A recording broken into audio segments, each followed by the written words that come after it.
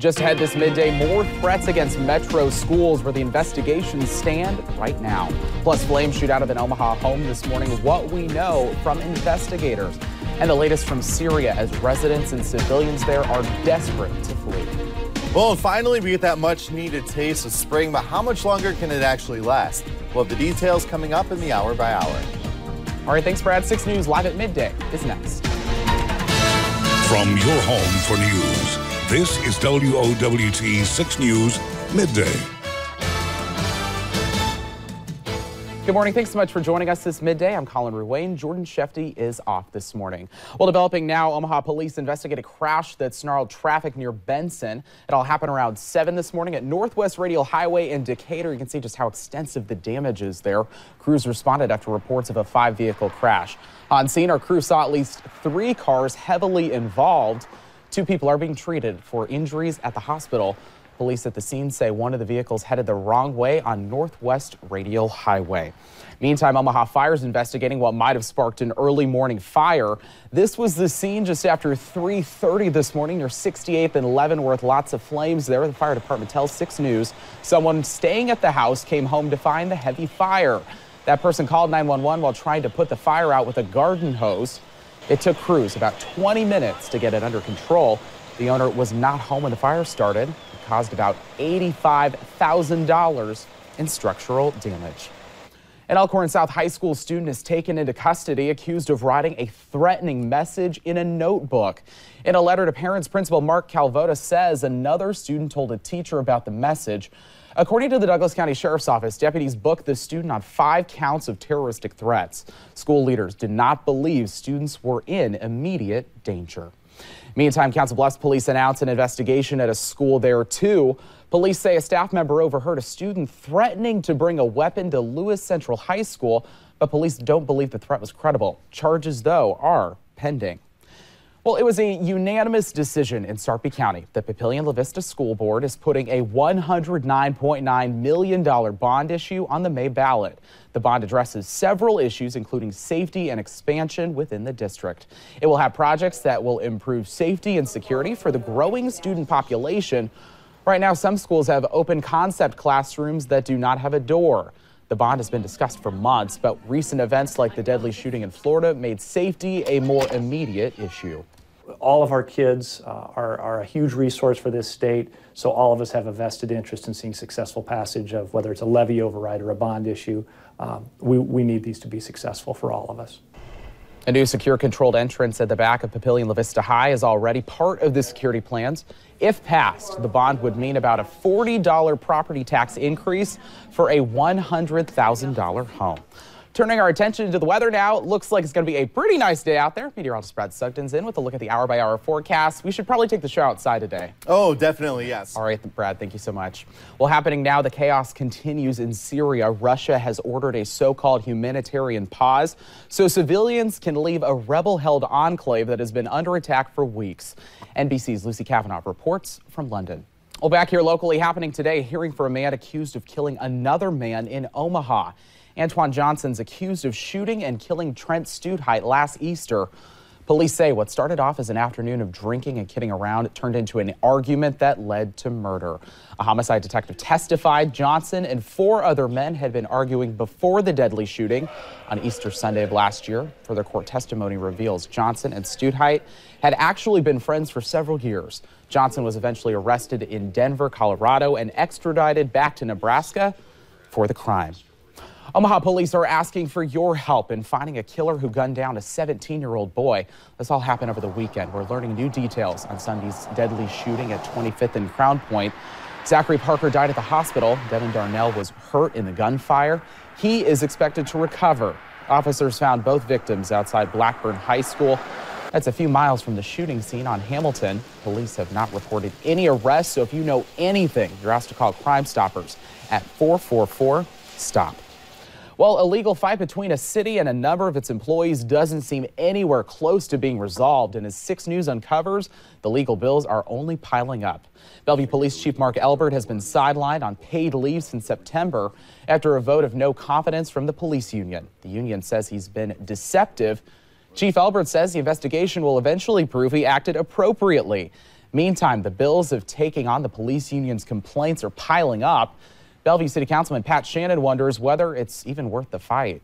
We're going to be up over $140,000 that we've spent on legal bills. We're spending $10,000 a month for the police chief to sit home. He's been sitting home 6 months, so there's $60,000. The city attorney says he doesn't see any end in sight to the legal feud. The city's already been given a 25% discount on the hourly rate. We're told the Sarpy County Sheriff is doing the internal investigation for free to save money on the process. And just a reminder, WOWT is helping Heartland students pursue a career in broadcasting. We're awarding 2 $1,000 scholarships to area high schoolers. You can apply on our website, WOWT.com. That deadline is April 30th. Well, still ahead this midday, meteorologist Brad Sugden has a look at a warm hour-by-hour forecast, but a safety warning first after a woman's laptop sparks while charging. What you need to know about your warranty. You're watching 6 News live at midday. Welcome back. First, the good news. The unemployment rate keeps going down, but the bad news for employers is it's taking longer to fill those job openings. According to Kiplinger, many employers are having to decide whether to lower their hiring standards or simply wait longer to make a hire. Companies ramped up their job requirements after the recession. That's because there were tons of unemployed workers. Now the tight labor market could change that. We've heard the complaints about cell phones and hoverboards giving off sparks or even catching fire while charging. And now we've found a report that has happened to a laptop computer. New this midday, Linda Beccaro looks into how good those warranties are so you're not left in a bind. That was Linda Beccaro reporting. Taking a live look outside, looking over the river into Iowa. A beautiful day out there. Meteorologist Brad Sugden's up next with a look at your hour-by-hour forecast in just a bit. You're watching 6 News live at midday. You know, I know we're getting into March, but winter is not over. Some of our biggest snowstorms we've ever had are in March, so keep that in mind. We'll enjoy the 60 today, maybe take some time outside. Exactly. All right, thanks, Brad. Well, still ahead, agriculture is a way of life for so many here in the Heartland. Up next, we'll tell you about an expo helping farmers keep up with the latest trends. You're watching 6 News live at midday. Welcome back. 1,000 booths, more than 200,000 square feet of space. It's a big stage for an equally big event, the 52nd annual Triumph of Ag Expo, kicking off at the CenturyLink Center tomorrow.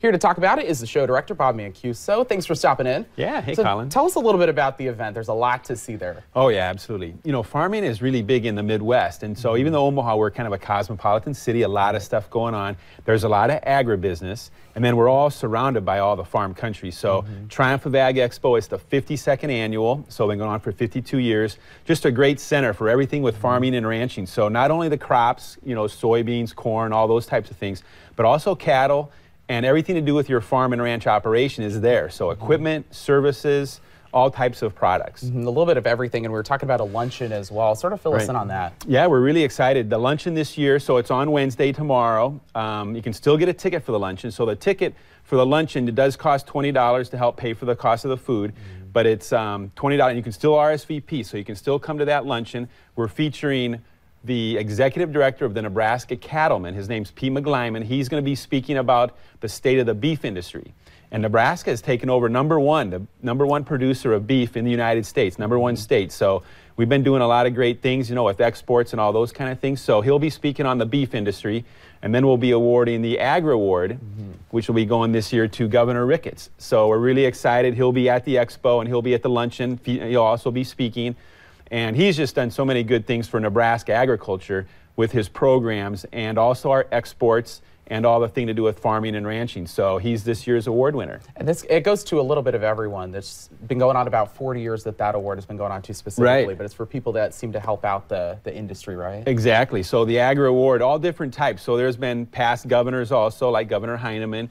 Governor Exxon was one of the first ones. So different governors and mayors at different times. Zurinsky, our former mayor of Omaha way back, he was an Agri Award winner. And then it's also key influential people in the ag industry. So it's very diverse on who's won it. Roger Werbine is a local farmer rancher, and he was a state senator for a long time from Plattsmouth. He was a past award winner.